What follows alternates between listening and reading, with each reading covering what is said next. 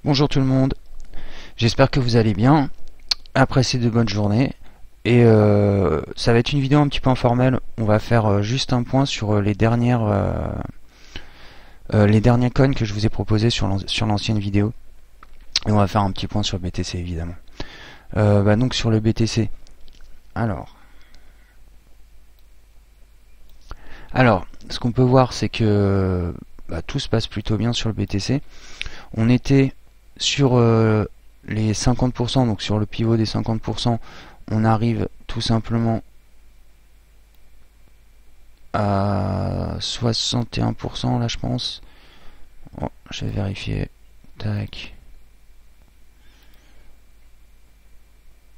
Ouais, pile poil, nickel. Donc on arrive sur les 61%. C'est un bon support. Parce que là on avait déjà un support. C'est un ancien support, hein, il était déjà là. Enfin bref, on est revenu sur ces points-là, c'est très bien. Donc maintenant, on devrait repartir à la hausse, faire notre vague 5. Vous vous souvenez, je vous avais dessiné tout ça. En vous disant, il y aura un pullback ici. Là, on a une confirmation de sortie de baisse. Tout se passe parfaitement bien. Voilà, alors ça, je l'avais dessiné là. Donc ce rebond-là, je l'avais dessiné là. Et il a eu un peu plus d'intensité. Et on ne peut pas maîtriser et l'intensité et la temporalité. Mais bon, ça s'est passé comme dans le schéma. On va maintenant aller sur le point 5. Alors moi, ce que j'aimerais bien voir sur le BTC, c'est ça en fait. Tout simplement, j'aimerais bien qu'ils viennent par exemple comme ça, viennent faire des sous-vagues, etc. Et que là, on enclenche vers le haut pour avoir ce truc. Un élargissement de canal. Ça serait cool. Et qu'on vienne faire notre point 5 là-dessus. Zut. Qu'on vienne faire notre point 5 là-dessus, on verra si on fait une 5 étendue ou pas. Mais en tout cas, sinon, là, on peut aller. Je pense, il pourrait s'arrêter là, hein, et venir faire ça. Moi, je pense qu'il va quand même monter jusque là en plusieurs vagues. Donc, on va arriver sur ces supports-là, je pense. Après, hop, 1, 2, 3 ici. Là, il va traverser tout le canal, puis hop, on ira tout simplement vers le haut du triangle pour venir se rescratcher gaiement. Et voilà. Donc fini pour le Bitcoin. On va passer à Neo. À Neo, j'avais oublié en plus que il fait partie de mes coins. Donc en fait, moi j'ai alors que je dise pas de bêtises, Neo, IOTA, ADA, ETP, ELF et il en manque un SAN. Voilà, c'est ça. C'est les 6 positions que j'ai pris sur tous les coins que je vous ai montrés. Alors, donc moi je suis rentré évidemment en vague 2 sur absolument tous les coins parce que, pourquoi? Parce que c'était le moment du pullback sur le Bitcoin. Je suis rentré sur le Bitcoin à ce moment-là, je suis rentré aussi sur les autres. Donc voilà, allez, on retourne sur Neo. Donc voilà, vague 1, vague 3. Alors une vague 4 qui est un peu plus puissante que ce que je pensais. Je pensais qu'on allait venir rechercher ces prix-là. En fait, on vient rechercher le support. Normalement, là, on devrait rebondir dessus. On va regarder ce qu'il est en train de faire. Je pense que là, normalement, logiquement, on est parti pour revenir faire une vague 5, aller chercher ce prix-là. Ça me paraît tout à fait convenable. À 46, ça serait pas mal. Donc là, pour moi, ce que j'attends sur Neo, c'est une nouvelle vague de hausse. J'espère qu'elle va se produire. Enfin, logiquement, il n'y a pas de raison qu'elle se produise pas, parce que ce serait bizarre que le... bon. Donc, Neo, pour l'instant, tout s'est bien dessiné, c'est super. XLM. Donc, il nous a fait sa vague 1 en 1, 2, 3, 4, 5. Notre ABC qui donne la vague 2 un peu plus puissante. J'étais trop optimiste. Hop, on attend encore, pareil, vague 3 qui devrait arriver sur ces points-là, tout simplement. Donc là, on pourra avoir des graphiques dans ce genre-là. Évidemment, ça reste de la probabilité, tout ça, c'est pas une science exacte. Mais en tout cas, ça se dessine plutôt bien. IOTA, voilà, ça m'intéresse. Alors, IOTA, c'est bon, je suis toujours dans le game. Oui. Donc, il nous a fait une vague 2 un peu plus importante. 1, 2, 3. Normalement, maintenant, on va attaquer la 3. La 3 qui pourrait aussi se retrouver là, hein, sur le support, avec une 5 qui revient juste casser le canal. J'aimerais bien qu'il casse, honnêtement, qu'on fasse une vague 3 assez forte. Et bon, on reste quand même dans une bulle, hein, on l'oublie pas. Mais j'aimerais bien qu'il vienne au-dessus casser, puis élargir un petit peu le... élargir un petit peu ce canal là. Bon, on va voir, ça serait encourageant sur Ada en fait, sur Iota. J'aimerais bien ça, mais bon, on va voir, hein, on n'est pas... Donc en tout cas, si on fait ça, même si c'est comme ça,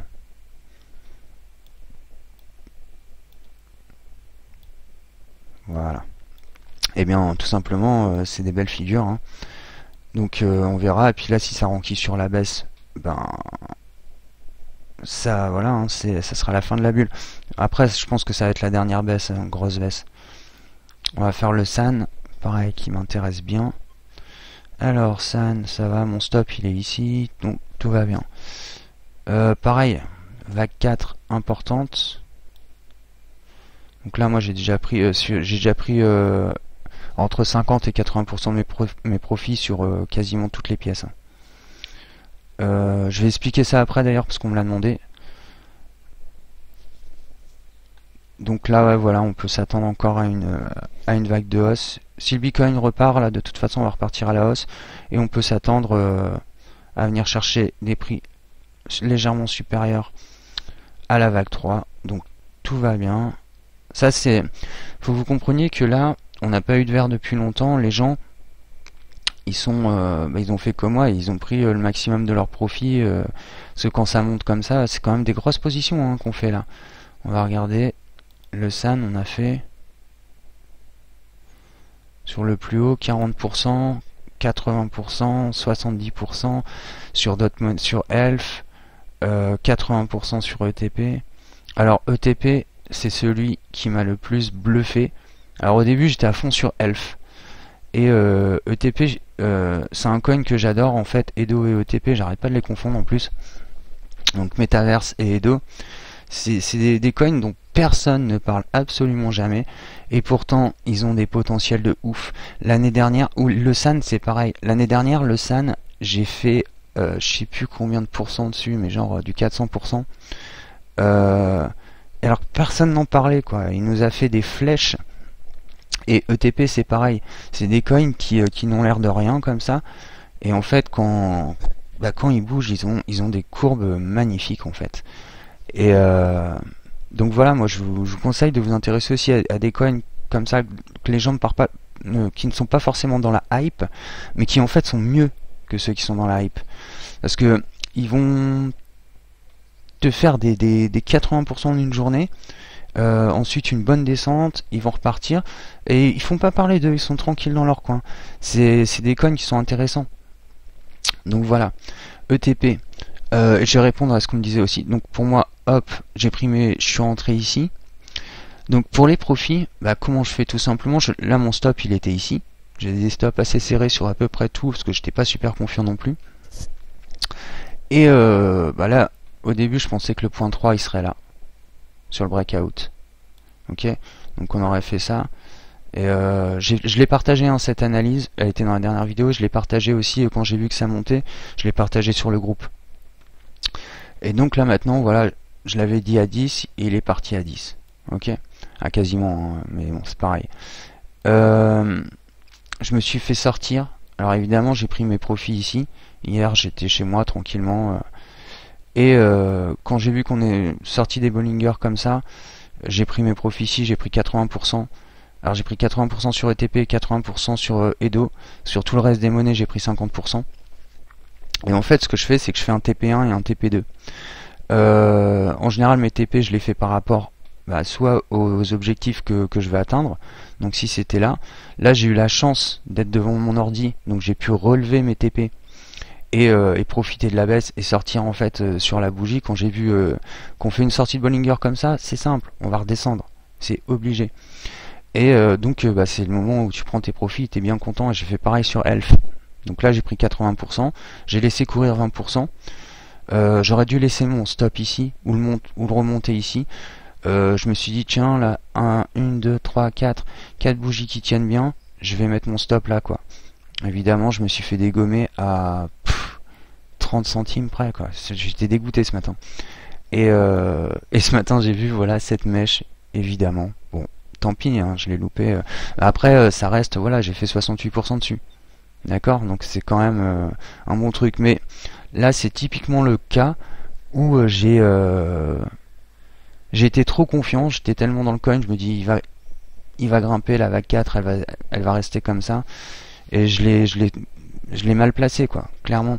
Comme quoi, on n'est pas des robots, quoi. Des fois, tu peux avoir des bonnes stratégies, mais et faire une connerie humaine, parce que et ça t'arrivera toujours. Même si un jour tu deviens un super grand professionnel, il y a bien une journée ou un moment, tu vas déconner. Bon là, ça va, c'est des conneries, tu vois, mais dans des gains, donc ça va.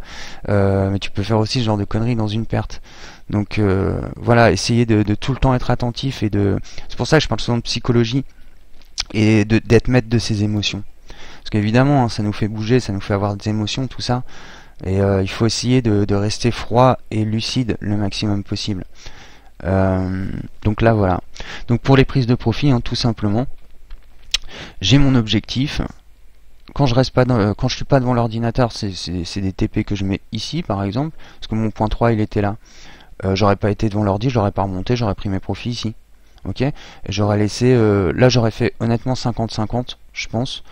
Quand j'ai vu ça, j'ai fait allez vas-y, je passe à 80, on dégomme tout, parce que quand même, là, ça a monté de 80%, ok. Donc, et moi j'ai fait 68 dessus, donc je suis sorti à peu près là en fait.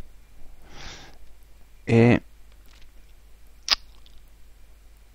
là on est à 100% sur le TP.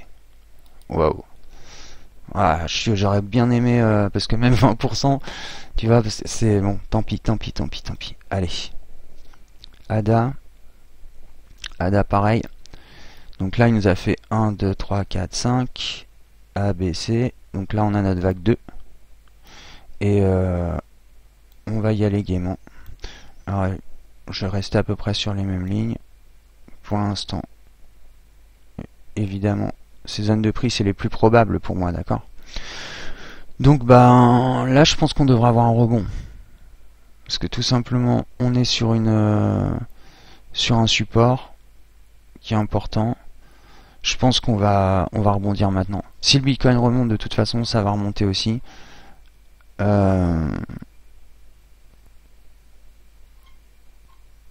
Oh, ça a l'air bien parti pour. J'espère qu'il va pas dégommer plus vers le bas. Moi mon stop il est ici, donc pour l'instant ça va. Non, je sais même plus où il est. Faudrait que je regarde sur l'autre écran. Ouais, c'est à peu près ça. Alors, donc ADA, on cherche une nouvelle impulsion haussière. Hein. Clairement, on va sur ça. Alors Icon, je vais essayer d'aller plus vite parce que ça va être long. Alors Icon, pareil. Là, on est dans un canal. Il a fait 1, 2, 3, 4, 5. Donc la vague 1.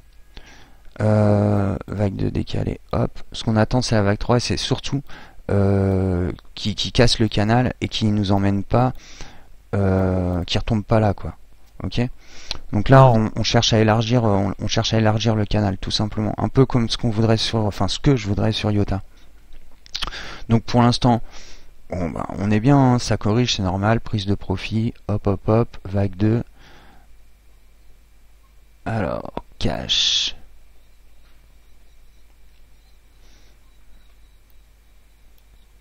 Ouais, tu vois là j'étais un peu trop gourmand, je l'ai mis trop haut celui-là. Hop, finalement il est arrivé là. Vague 4 ici. J'espère qu'elle est finie pour ceux qui sont dessus. Là on est sur un support donc ça devrait tenir. Ça peut aller chercher jusqu'ici peut-être. Et venir. C'est des vagues 4 assez puissantes là. On sent qu'on sort des baisses, que voilà, les gens veulent prendre leur profit quoi. Ils sont beaucoup moins confiants que d'habitude, c'est normal en même temps. Donc voilà, normalement on attend encore une impulsion haussière sur cash, d'accord, comme sur pas mal de monnaies là. Tout va dépendre du Bitcoin hein, évidemment. ZRX 1, 2, 3, 4, 5. Donc pareil, il a fait 1, 2, 3, 4, 5. Alors c'est pareil, ça va être peut-être une vague 1, vague 2, vague 3, vague 4, vague 5. Bon, je l'ai pas trop analysé, donc je vais pas aller trop dessus. Et celle qui m'intéresse aussi. Alors, Elf, pareil, j'étais sorti dessus.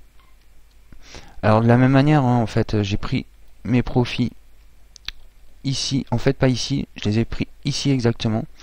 Quand j'ai vu qu'on est retombé, qu'on est remonté, j'ai pris mes profits là, en fait, quelque part ici, dans cette zone. C'était à combien? 76, je crois. Donc ouais, je les ai pris ici. J'avais laissé pareil courir 20% en mettant pareil, en me disant j'ai fait la même connerie que sur la même connerie que sur ETP. Je me suis dit là on a des points stables, normalement on devrait y rester. J'ai mis mon stop juste en dessous, évidemment j'ai été dégommé. Bon, tant pis, hein, c'est le jeu, ma pauvre Lucette.